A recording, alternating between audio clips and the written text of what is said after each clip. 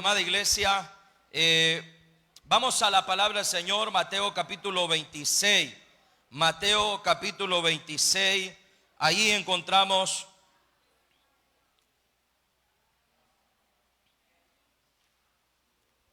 la porción de la escritura donde vamos a escudriñar todos juntos la palabra del Señor. Bienvenidos a los que nos verán a través de los medios multimedia, a canal Getsemaní, TV Getsemaní, a los que nos ven a través de las redes sociales. Dios les bendiga. Les saludamos desde la ciudad de La Unión en El Salvador. Amén. Desde la primera iglesia de las Asambleas de Dios. Mateo capítulo 26, versículo 36. Leemos todos juntos la palabra del Señor. Entonces llegó Jesús con ellos a un lugar que se llamaba Getsemaní y dijo a sus discípulos: sentaos aquí, entre tanto que voy allí y oro. Y tomando a Pedro y a los dos hijos de Zebedeo, o sea, Jacobo y Juan, comenzó a entristecerse y a angustiarse en gran manera. Entonces Jesús le dijo: mi alma está muy triste hasta la muerte. Quedaos aquí y velad conmigo. Yendo un poco adelante, se postró sobre su rostro, orando y diciendo: Padre mío, si es posible, pasa de mí esta copa, pero no sea como yo quiero, sino como tú. Vino luego a sus discípulos y los halló durmiendo y dijo a Pedro: ¿así que no habéis podido velar conmigo una hora? Velad y orad para que no entréis en tentación. El espíritu a la verdad está dispuesto, pero la carne es débil. Otra vez fue y oró por segunda vez, diciendo: Padre mío, si no puede pasar de mí esta copa sin que yo la beba, hágase tu voluntad.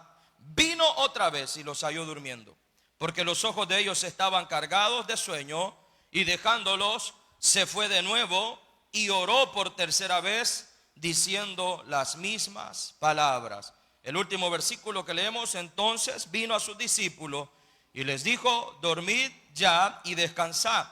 He aquí ha llegado la hora y el Hijo del Hombre es entregado en manos de pecadores. Amén. Puede tomar su asiento.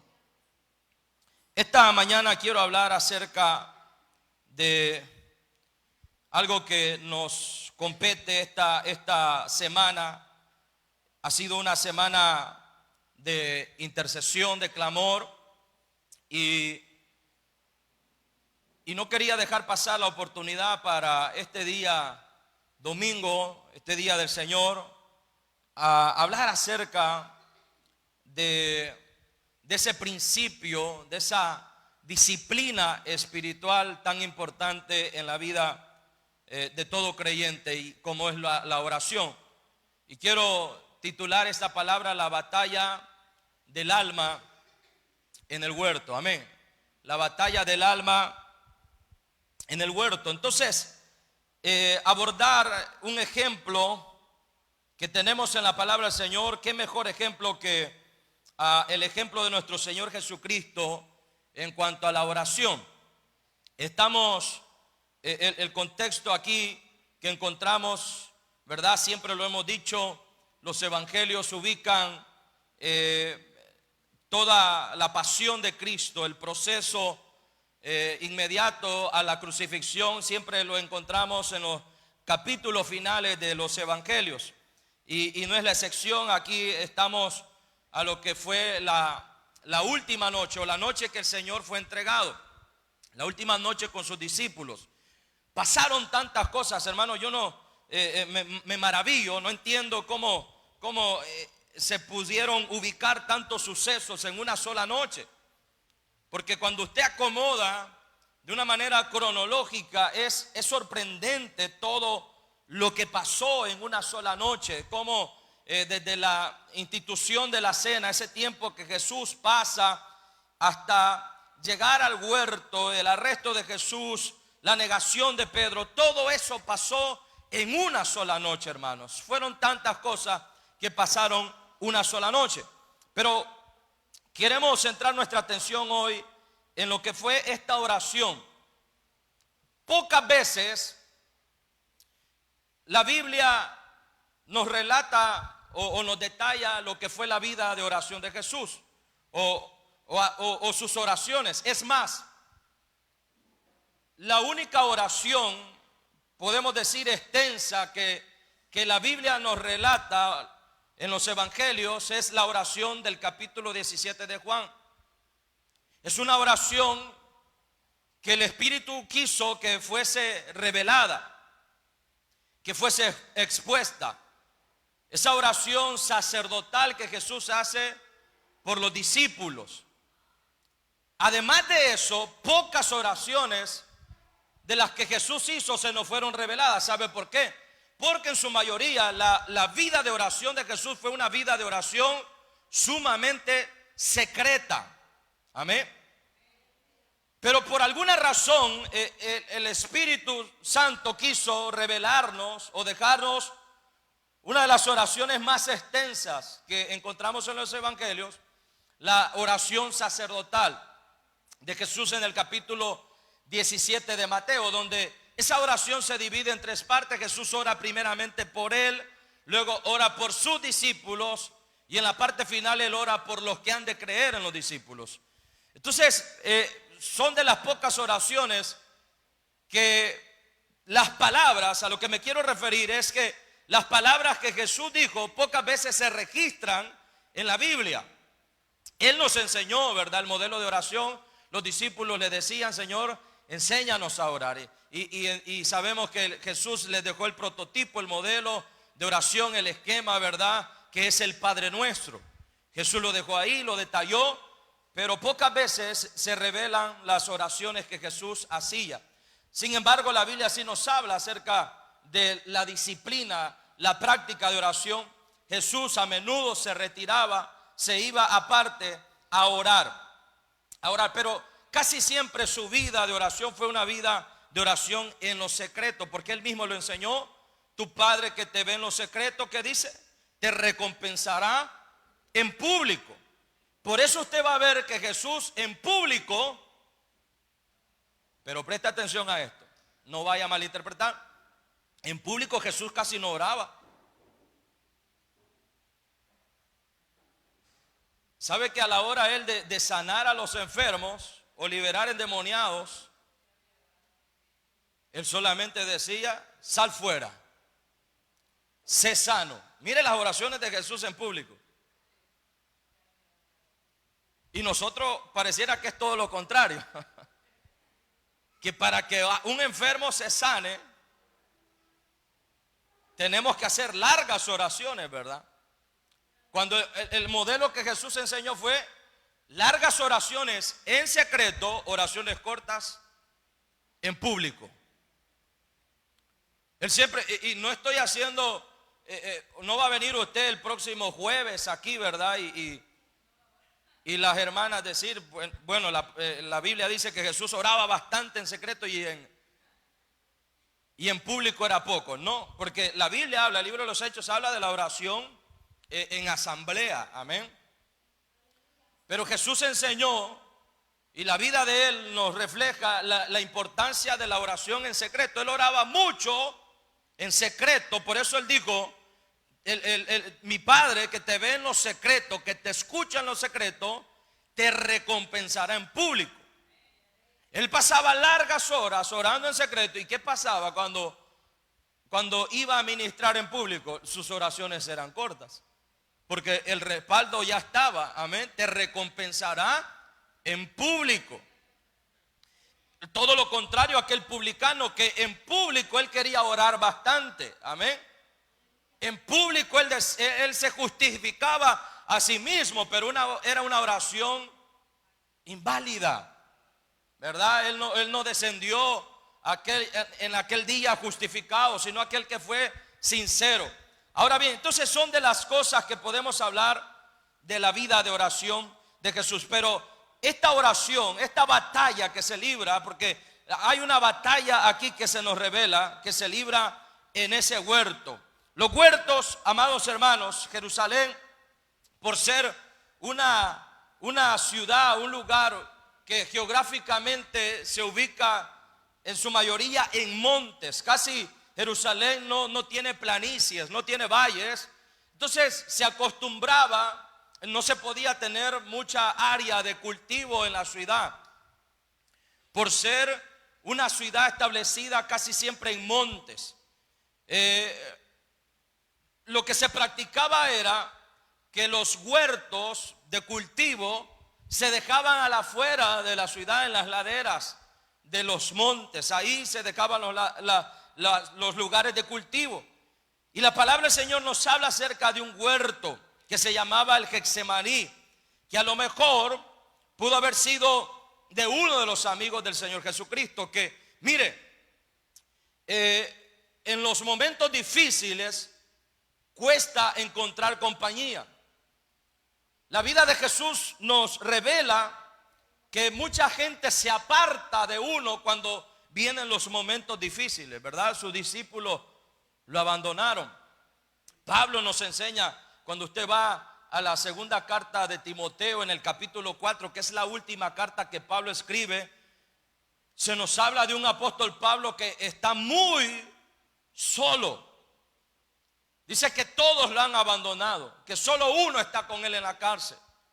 Entonces la vida ministerial, cuando en los momentos difíciles se experimenta mucha soledad, pero sin embargo siempre Dios deja ahí algunos amigos. Por ejemplo, yo puedo ver que a Jesús le aparecieron esos amigos en ese tiempo crucial, cuando él se dirigía a su sacrificio. Por ejemplo, hubo uno que le prestó un asno, hubo otro que le prestó el aposento donde celebraron la última cena, y hubo uno que le prestó el huerto donde él iba a orar, porque los huertos eran huertos privados, los huertos de las olivas eran huertos privados, pero Jesús, la Biblia nos dice que él tenía acceso a ese huerto. Eso quiere decir que él era amigo de aquel que era poseedor de este huerto. También la palabra del Señor nos dice que a él le prestaron la tumba, amén. Un hombre, José de Arimatea, le prestó su tumba. Entonces, el huerto de Getsemaní, la palabra Getsemaní significa prensa de aceite. Era un lagar. Las olivas tienen un proceso de extracción de aceite. Es como el lagar de las uvas, ¿verdad? Donde hay que exprimirlas, donde hay un molino. El Getsemaní significa prensa de aceite. Ese era el huerto donde Jesús oró la última noche antes de ser arrestado. Y hay tres enseñanzas esta mañana que vamos a ver, que todas están relacionadas a la vida de oración del creyente. En primer lugar, debemos de enfrentar nuestros peores miedos en la oración. Dice la palabra del Señor, vea conmigo Mateo capítulo 26. Dice en el versículo 38. Entonces Jesús le dijo, mi alma está muy triste hasta la muerte. Quedaos aquí y velad conmigo. Amén. Velad conmigo. La palabra del Señor nos dice que Jesús estaba librando una batalla. Por eso hemos titulado la batalla del alma. Jesús estaba librando una batalla y nos enseña que debemos de enfrentar nuestros peores miedos en la oración. Me llama la atención que cuando Jesús revela lo que está pasando dentro de sí, la palabra del Señor dice que él estaba muy triste. ¿Cuántos le llama la atención que Jesús se expone, se abre de esta manera en su humanidad? En el versículo 37 dice, comenzó a entristecerse, a angustiarse en gran manera. Siendo el Hijo de Dios, Jesús sintió tristeza, amén. Sintió angustia. Y le revela a sus discípulos, a estos tres discípulos, a Pedro, a Juan y a Jacobo, mi alma está muy triste hasta la muerte. Quedaos aquí y velad conmigo. La palabra del Señor nos enseña que Jesús en sus peores temores, en sus peores desafíos, usted sabe que aún siendo el Hijo de Dios, la Biblia nos revela aquí una faceta muy especial de Jesús y es su humanidad. Por eso es que Jesús puede entendernos, porque Él sintió todo lo que nosotros podemos experimentar. Jesús experimentó el abandono, Jesús experimentó el hambre, las necesidades físicas. Jesús las experimentó aún en la cruz. Él dijo: tengo sed. Amén. En su humanidad Él nos revela que Él nos entiende todo lo que nosotros podemos pasar. Ahora bien, ahora a nivel del alma, la Biblia dice: mi alma está muy triste. Y yo me pongo a pensar las implicaciones que esto tiene cuando Jesús dice: mi alma está muy triste. El alma está compuesta de la mente, de la voluntad y las emociones.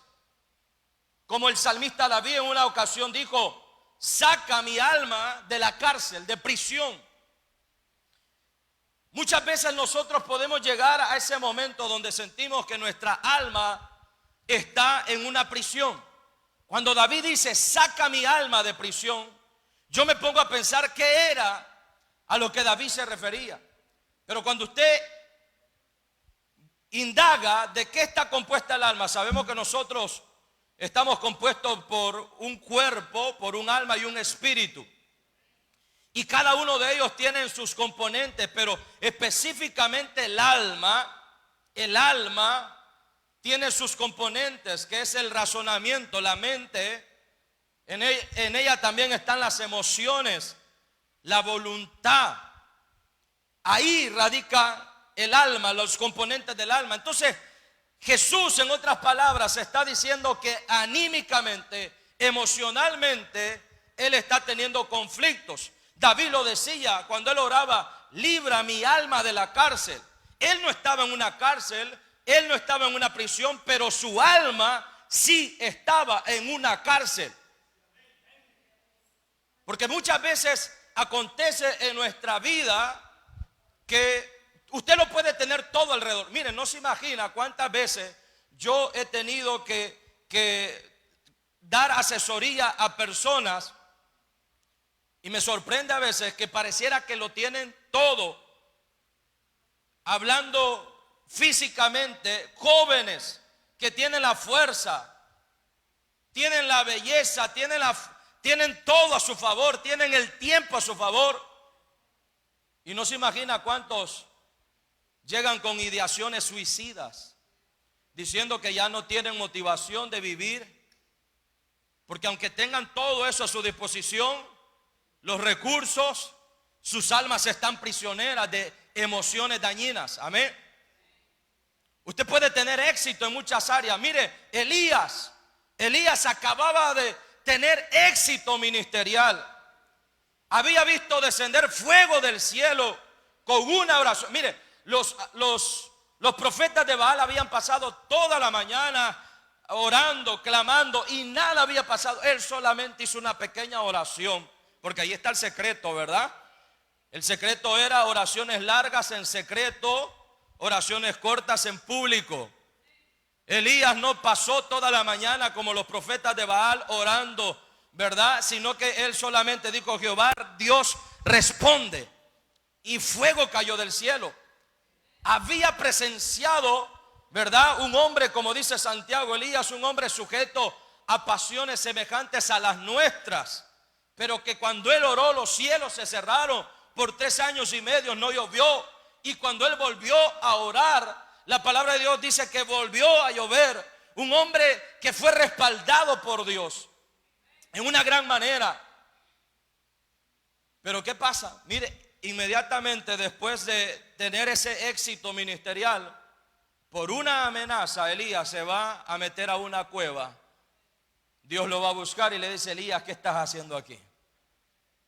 ¿Qué haces aquí, Elías? Y le dice Elías: Señor, yo ya no quiero vivir, quítame la vida. Después de haber tenido un gran éxito ministerial, de haber visto fuego caer del cielo, Elías quería quitarse la vida. Era ideación suicida. Cuando usted ve la depresión, la ideación suicida es parte de los síntomas de la depresión. Pero Dios empieza a cambiar, mire, porque mucha gente puede tener muchas cosas, muchos recursos a su alrededor, pero estar en prisiones del alma. Por eso David, aunque no estaba en una cárcel, él dice: sácame, saca mi alma de la cárcel. Él era el rey, estaba en el trono, en el palacio, tenía riqueza, pero su alma estaba cautiva. Y mire cómo es todo lo contrario. Tenemos otro ejemplo de Pablo y Silas. Ellos sí están en una cárcel física. Ellos están en el cepo. Ellos están en lo más profundo de la cárcel. Pero hay una gran diferencia. Aunque físicamente ellos están en una cárcel en oscuridad, donde no hay nada, donde la están pasando mal, donde habían sido azotados, su cuerpo está pasando el peor momento. Pero a nivel del alma, ellos no estaban en una cárcel. Ellos cantaban alabanzas al Señor, aun cuando estaban en una cárcel. ¿Qué quiero decir con esto? Hay gente que quizás no está dentro de una cárcel, pero anímicamente en su alma sí están prisioneros, están librando una lucha.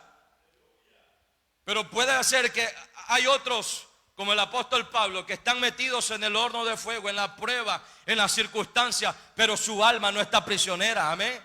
Pueden alabar a Dios en medio de la situación. Entonces todos estamos librando una batalla. Jesús estaba librando una batalla, pero la palabra de Dios nos enseña que debemos de enfrentar nuestros peores miedos en la oración. Yo no sé cuáles sean sus peores temores, no sé cuáles sean sus luchas, pero esta mañana usted debe de entender que la oración es la mejor manera de enfrentar nuestros temores. Vaya a la oración. Hay un diagnóstico a lo mejor que no es favorable. Amén. Hay diagnósticos que a veces nos ponen en qué pensar. Pero esta mañana la palabra del Señor nos enseña que Jesús, aunque su alma estaba afligida, abatida hasta la muerte, dice su palabra, la palabra de Dios nos dice que Él se refugió en la oración. Mi alma está muy triste hasta la muerte, quedaos aquí y velad conmigo. Hermanos, la oración debe ser nuestro refugio cuando estamos librando esas batallas. Los peores temores deben de ser confrontados, enfrentados a través de la oración. A través de la oración. En segundo lugar, quiero hablarle acerca de la batalla más importante. Jesús nos habla de esa batalla más importante. En el versículo 40 dice: vino luego a sus discípulos y los halló durmiendo y dijo a Pedro: así que no habéis podido velar conmigo una hora, velad y orad para que no entréis en tentación. El espíritu a la verdad está dispuesto, pero la carne es débil. La batalla más importante. Jesús nos habla aquí acerca de esa batalla. Tenemos muchas batallas en este caminar como cristianos. Pero ¿se ha preguntado usted cuál es la batalla más importante? Jesús aquí nos revela algo muy interesante. Cuando hablamos de la batalla más importante, nosotros todos entendemos, siempre se ha hablado de los tres enemigos con los cuales el cristiano tiene que contender: con Satanás, con el mundo y con nuestra propia carne. Y aquí Jesús nos revela que la batalla más importante que uno puede librar es con uno mismo. Amén. Con uno mismo. En una ocasión le decía a los jóvenes: ¿saben ustedes cuál es la tentación más grande? Algunos quizás pensaban que la tentación más grande son los pecados sexuales, que la tentación más grande a lo mejor pueden ser los vicios, las ataduras de vicios. Otros pueden decir la tentación más grande es el amor al dinero, la cual la Biblia dice, ¿verdad? Lo cual la Biblia dice que el amor al dinero es la raíz de todos los males. El amor al dinero, ¿verdad? Como algunos dicen, las 3 Fs: las faldas, las finanzas y la fama. Algunos dicen que esos son los 3 peores enemigos de todo hombre. En inglés es las 3G porque lo ubican de otra forma. El oro, las chicas o girls, ¿verdad? Pero nosotros nos han dicho que las 3F, los 3 peores enemigos de todo hombre.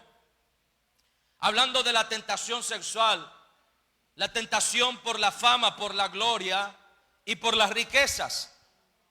Pero no, la Biblia nos dice que la tentación más grande a la cual nosotros nos enfrentamos, Jesús está diciendo aquí, orad, vino luego a sus discípulos y les halló durmiendo y les dijo el versículo 41, velad y orad para que no entréis en tentación.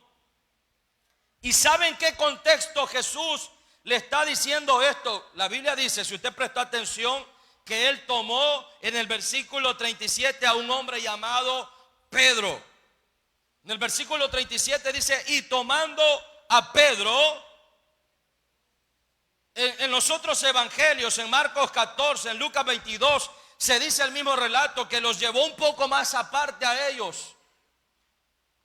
Ahí aparece un personaje para quien van estas palabras. Cuando el Señor le dice, velad y orad para que no entren en tentación, Jesús sabe a quién está hablando. Jesús está hablándole a aquel que acaba de decirle. Si usted ve que lo que está anterior al versículo 36 es la negación de Pedro, Jesús anuncia la negación de Pedro. Él les dice, ustedes se van a escandalizar de mí esta noche.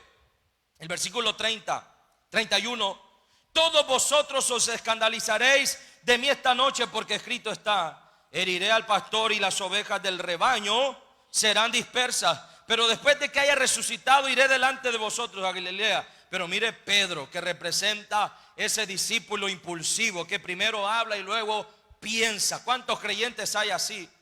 Que primero hablan y después razonan lo que han dicho. Le dijo, aunque todos se escandalicen de ti, yo nunca me escandalizaré. Aunque me sea necesario morir contigo, dice el versículo 35, no te negaré.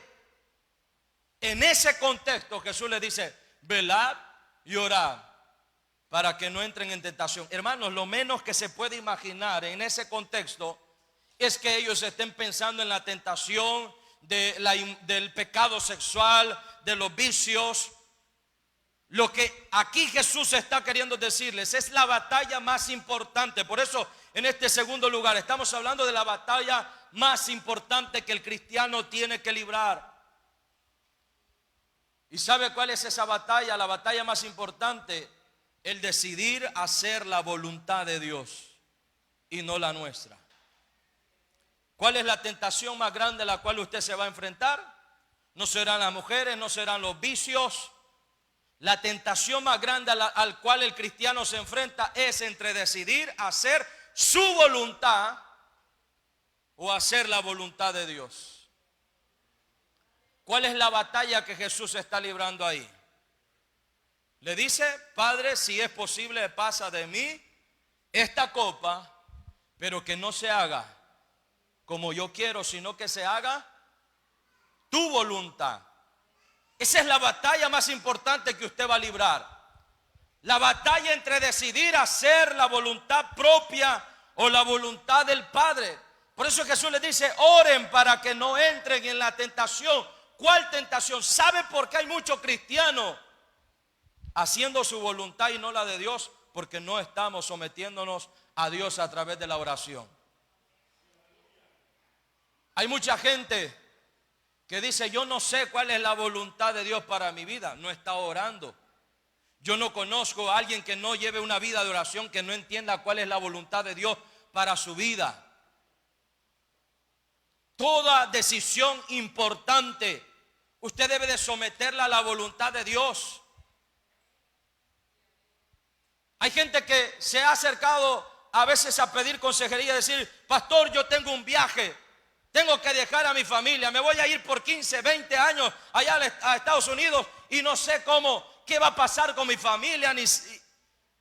Y ya oró para pedir para pedir la voluntad de Dios en sus vidas? Pastor, voy a tomar una decisión importante, me voy a casar y no sé si es o no la mujer o el hombre que Dios quiere para mí. Usted tiene que orar. Usted tiene que orar. Porque siempre la oración nos ayudará en esa batalla. Recuerdo que a los 18 años yo tuve que tomar esta palabra cuando estaba a punto de ingresar a la universidad, o tener que decidir aceptar el llamado de Dios. Les pregunto, hermanos, a esa edad, usted se ha de recordar, pero usted sabe cómo a esa edad funciona nuestra mente. A esa edad somos muy emocionales. Casi no hay razón, ¿verdad? En esa edad de la adolescencia nos guiamos mucho por las emociones. Cuesta a veces afirmar nuestros pensamientos. Ahora póngase a pensar ese conflicto que yo tenía a la edad de 18 años, cuando el Señor me hace el llamado al ministerio y yo con mis manos, con la oportunidad de poder ingresar ya a la universidad. Lo menos que yo quería era ministerio, y había muchos pastores en la familia, y lo menos que yo quería era ser otro pastor en la familia. Pero ¿sabe qué tuve que hacer? Recurrir a este recurso. Porque había una tentación. ¿Cuál es la tentación más grande? Hemos dicho, el decidir hacer nuestra propia voluntad o la voluntad de Dios. Y ahí estaba el llamado. Dios me estaba inquietando, pero yo era un joven saliendo de la adolescencia. Y mis emociones me podían quizás traicionar, tomar una decisión por las emociones, como hacía Pedro, ¿verdad? Él hablaba primero por las emociones.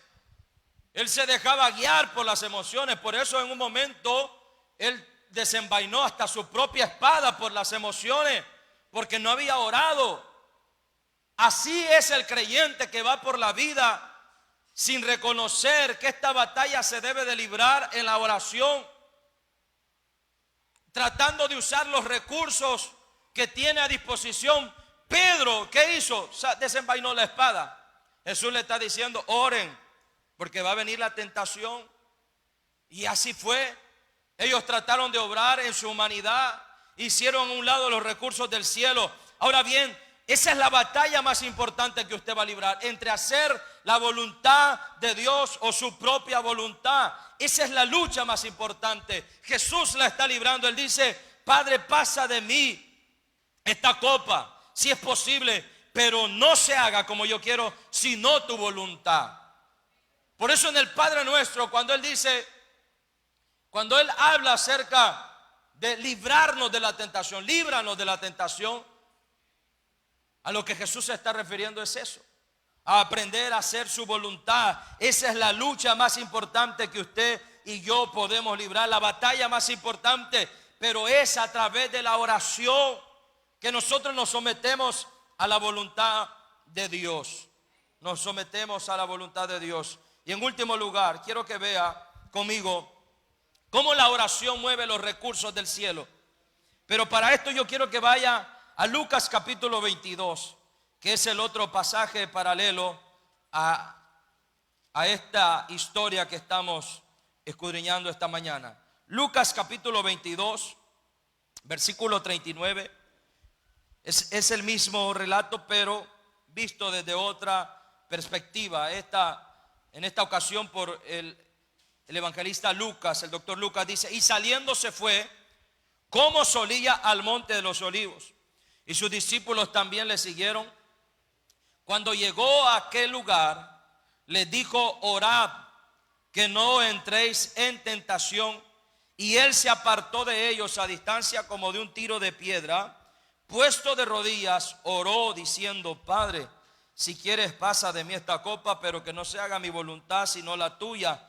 Y el versículo 43 dice, y se le apareció un ángel del cielo para fortalecerle. Este dato no lo relatan los otros evangelios, por eso quisimos leerlo acá en Lucas. El versículo 43 dice la Biblia, y se le apareció un ángel del cielo para fortalecerle. Amén. La oración mueve los recursos del cielo. Lo hemos dicho toda esta semana. Aquí hay un contraste entre cuando queremos hacer nuestra voluntad y cuando dependemos de la oración. En ese mismo contexto, la Biblia dice que cuando arrestan a Jesús, Pedro intentó impedir. Y la palabra del Señor dice que él sacó una espada e hirió a uno de los soldados. Jesús le dijo a Pedro que no era así la manera en la cual él iba a librar esa batalla. Que si él quisiera a alguien para que interviniera a favor de él, él rogaría al cielo para que enviara legiones ¿de qué? De ángeles a su favor. Le dice Pedro, en una ocasión hasta ellos dijeron, ¿verdad? Aquí hay dos espadas, ¿verdad? Malinterpretando una orientación que Jesús les da. Ellos dicen, Señor, aquí andamos dos espadas. Todavía eran discípulos del Señor, pero no habían guardado todavía los machetes. Andaban dos espadas ahí entre ellos, que esperaban usarlas en cualquier momento. Ahora bien, Jesús le dice, no, momento. Si yo quisiera, se recuerda que en la cruz a Jesús le decía, si eres el Hijo de Dios, baja de la cruz, pide a tu Padre que te libre. Pero Jesús le dice a los discípulos, guarden sus espadas, que si yo quisiese que alguien interviniera a mi favor, yo pediría al cielo por legiones de ángeles y ellos vendrían en mi rescate. ¿Qué está diciendo a Jesús? Aquí nos está enseñando algo muy importante. La oración mueve los recursos del cielo. Cuando él está orando ahí en el Getsemaní, que tipifica, dice la palabra del Señor, en ese mismo evangelio de Lucas, nos da un detalle muy interesante.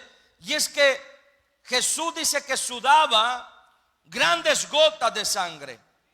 La palabra del Señor dice que se apartó a orar.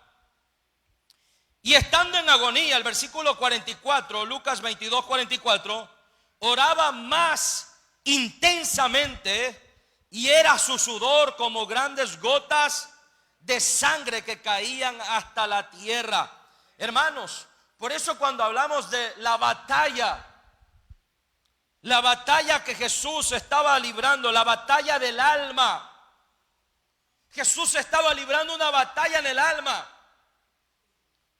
¿Por qué dijimos? Porque el alma está compuesta de las emociones, de la voluntad. Ahí están los procesos, como se le dice en psicología, los procesos volutivos, no evolutivos, sino volutivos, que se catalogan como procesos mentales superiores. Hay procesos mentales inferiores y hay procesos mentales superiores. Yo siempre me preguntaba por qué la Biblia dice de Daniel que Daniel tenía un espíritu 10 veces superior a todos en el reino de Babilonia. Así lo dice la Biblia, que Daniel tenía un espíritu superior y que cuando los analizaron, cuando los evaluaron, ¿cómo encontraron a Daniel y a los hebreos? Dice 10 veces mejor.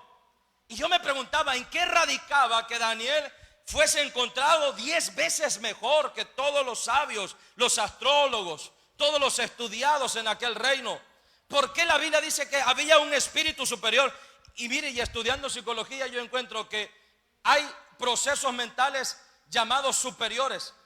Los procesos mentales superiores son aquellos donde hay que tomar decisiones, los procesos evolutivos. Y la Biblia dice de Daniel, y que Daniel propuso en su corazón no contaminarse con la comida del rey. ¿Sabe por qué Daniel era superior? Porque él siempre estaba tomando decisiones. Los procesos mentales inferiores son aquellos que no se necesitan de esfuerzo, donde no hay sacrificio, donde no hay aprendizaje. Pero cuando la Biblia dice que Jesús estaba en su alma librando una batalla. Cuando dice, y estando en agonía, oraba más intensamente y era su sudor como grandes gotas de sangre. Cuando él le dice, estoy muy triste y estaba en una gran agonía, ¿cuál es el proceso que Jesús está pasando ahí? Un proceso evolutivo, un proceso donde él tiene que tomar una decisión. Él dice, Padre, si es posible, pasa de mí esta copa, pero eso es quizás lo que en mi humanidad yo estoy queriendo, pero que no se haga como yo quiero. Yo me pregunto, como yo quiero, ¿qué significa? ¿Qué es lo que Jesús quería? Sino que se haga tu voluntad. En la humanidad quizás Jesús estaba teniendo esa lucha. Mire, lo que estaba en sus manos no era cosa poca, era nuestra redención. Él sabía que si él renunciaba, él retrocedía, él abandonaba la cruz, la humanidad estaba condenada. Amén. No había esperanza para nosotros. Todo esto era determinado por una decisión que él tomara. Estaba en agonía, por eso es importante el contraste que nos da que él esté en un huerto donde, mire, ese huerto era característico por extraer aceite de las aceitunas, de los olivos. ¿Y sabe cómo se hacía? A través de un molino. A través de un molino, a través de esa prensa. Las aceitunas daban lo mejor que ellos tenían y era el aceite. Y aquí la Biblia nos da un detalle muy interesante, que en ese huerto Jesús dice que su sudor eran como grandes gotas de sangre. Amén. Él está representando lo que ahí sucede en ese huerto. Como las olivas son procesadas para extraer su aceite, él también está siendo procesado. Y su sudor eran como grandes gotas de sangre. Ahora bien, pero lo que nos llama la atención es que en la oración, el versículo 43 dice, y se le apareció un ángel del cielo para fortalecerle. La oración mueve los recursos del cielo a nuestro favor. En esa oración intensa que Jesús estaba teniendo, como dice Hebreos, mire, Hebreos 5:7 nos revela cómo era la oración de Jesús en el huerto. Dice, en el cual en los días de su carne, ofreciendo ruegos, súplicas, con gran clamor y lágrimas al que podía librarle de la muerte, fue oído por su temor reverente. ¿Sabe usted cuál era el estilo de oración de Jesús? Muchos se preguntan, ¿cuál es el modelo adecuado de oración? ¿Será de rodillas? ¿Será de pie? ¿Será frente al altar? ¿Verdad? Hay gente que tiene cuidado con todos esos detalles. La oración de Juan capítulo 17, la Biblia dice, y poniendo los ojos en el cielo, Jesús hizo la oración. No sé si los tenía abiertos. Se supone que esa oración, ¿verdad? Juan 17 dice, y poniendo los ojos en el cielo, era que a lo mejor por el tema de que algunos dicen será con los ojos cerrados, con los ojos abiertos. ¿Cómo debe ser la oración adecuada?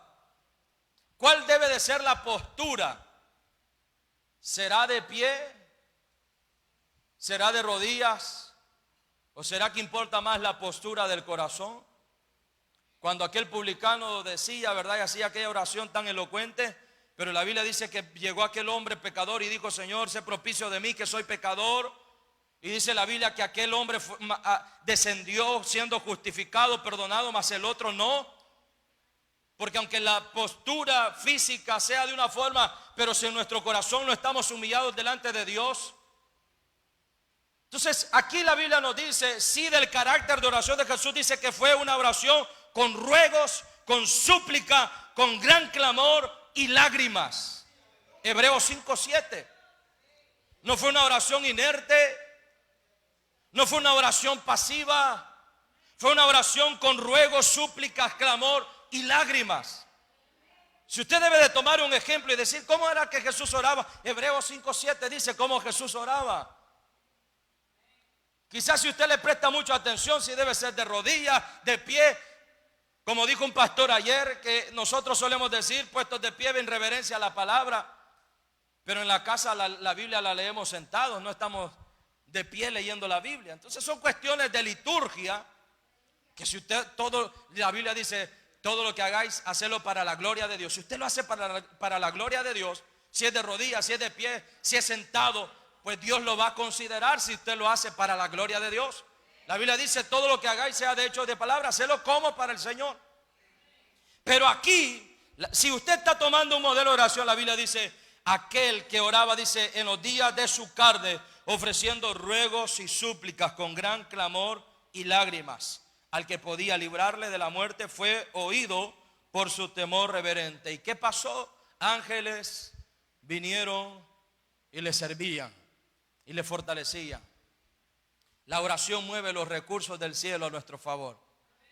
Hay ángeles esperando por nuestras oraciones para ser enviados a nuestro servicio. Hay muchos ángeles. Jesús mencionó, hablando en números, una legión romana tenía hasta 6,000 soldados, de 3,000 a 6,000 soldados. Y Jesús dijo, con una oración, con una orden, el Señor enviaría legiones a mi favor.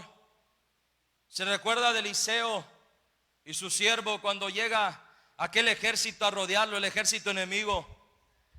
Y su siervo Jesse está afligido y le dice: mira, hay muchos que nos rodean, gente de a caballo. Y Eliseo le dice: no te preocupes, son más los que están con nosotros. Amén. ¿Y dónde están? Que no los puedo ver. Y dice que Eliseo oró para que los ojos de Jesse, su siervo, fueran abiertos. Y cuando sus ojos fueron abiertos, él pudo ver que estaban rodeados. Todo aquel ejército enemigo estaba rodeado por un ejército del cielo. Porque la oración mueve los recursos del cielo a nuestro favor. Y cuando hablamos de cantidades, algunos dicen, pero porque a veces se confunde la gente y dice: Satanás arrastró la tercera parte de los ángeles del cielo y quedaron pocos. No, ¿sabe cuánto es una tercera parte? Una tercera parte quiere decir que usted tiene 3 partes y él arrastró una parte todavía. ¿Se imagina qué cantidad hay en el cielo de ángeles dispuestos a obrar en nuestro favor? Cuando Daniel oró, el ángel le dijo: desde el primer día que tú te dispusiste a orar, yo fui enviado a tu favor. Fui enviado para ayudarte, para auxiliarte. Entonces la oración mueve los recursos del cielo a nuestro favor. Ángeles que vienen a servirnos, a fortalecernos. Eso es lo que la oración hace. Entonces, amados hermanos, la batalla del alma, esa batalla que estamos librando, debemos de enfrentar nuestros peores miedos en la oración. Eso es lo que Jesús enseña. Los temores reverentes que él tenía, el temor que había en su alma, ¿cómo lo enfrentó él? En oración. Eso mismo debemos de hacer nosotros. Lo segundo que entendíamos es que la batalla más importante que nosotros libramos es entre hacer la voluntad de Dios o la voluntad nuestra. ¿Y cómo la vamos a someter? A través de la oración. Rinda su voluntad a Dios a través de la oración, y la oración mueve los recursos del cielo a nuestro favor. Padre, te damos gracias esta mañana por tu palabra que ha sido predicada.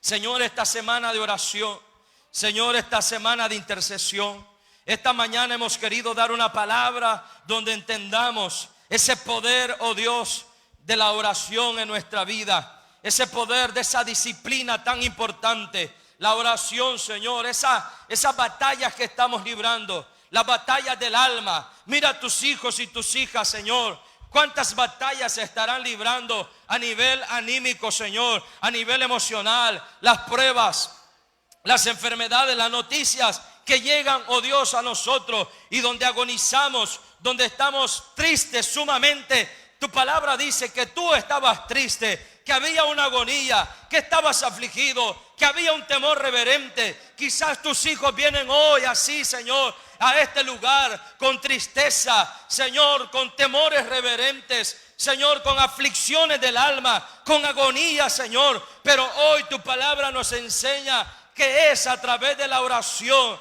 es a través de la oración que nosotros libramos esa batalla. Señor, a través de la oración tú nos vas a fortalecer. A través de la oración vamos a librar esa batalla tan importante como es, Señor, aceptar tu voluntad antes que la nuestra. Hay muchos que están hoy, esta mañana, Señor, luchando ese conflicto interno entre hacer lo que su carne les, Señor, dirige, o hacer lo que tu voluntad ha establecido. Solamente que tu voluntad es difícil de aceptar. Tu voluntad requiere sacrificio. Tu voluntad requiere, Señor, abandonar. Tu voluntad requiere negación propia, Señor. Pero esta mañana, a través de la oración, tus hijos y tus hijas vamos a negarnos, vamos a rendir nuestra voluntad. No queremos hacer lo que a nosotros nos conviene o nos parece mejor. Queremos rendir nuestra voluntad a través de la oración. Y por último, Señor, pedimos que muevas los recursos del cielo a favor de tus hijos e hijas. Así como aquel ángel que vino a fortalecer a Jesús esta mañana, Señor, que los recursos del cielo sean movidos a favor de tus hijos e hijas. Fortalece a aquel que necesita ser fortalecido en ese tiempo de angustia, así como Jesús lo estaba pasando. Señor, en el cielo hay millares y millares de ángeles esperando ser movilizados a favor de tus hijos, a servir, Señor, en todo aquello que favorece a tus hijos. Esta mañana lo creemos, que el cielo se abre a nuestro favor, que tú enviarás, Señor, tus ángeles para fortalecernos, para ayudarnos. Señor, tu palabra dice que a sus ángeles mandará para que nosotros estemos seguros, para que nos lleven en sus alas, para que nos cubran. Señor, lo creemos, esa palabra, la que decía el salmista. Padre, en el nombre de Jesús, esta mañana, gracias por ese recurso tan maravilloso que nos has dado, como lo es la oración, Señor. En el nombre de Jesús, gracias por tu palabra. Amén y amén.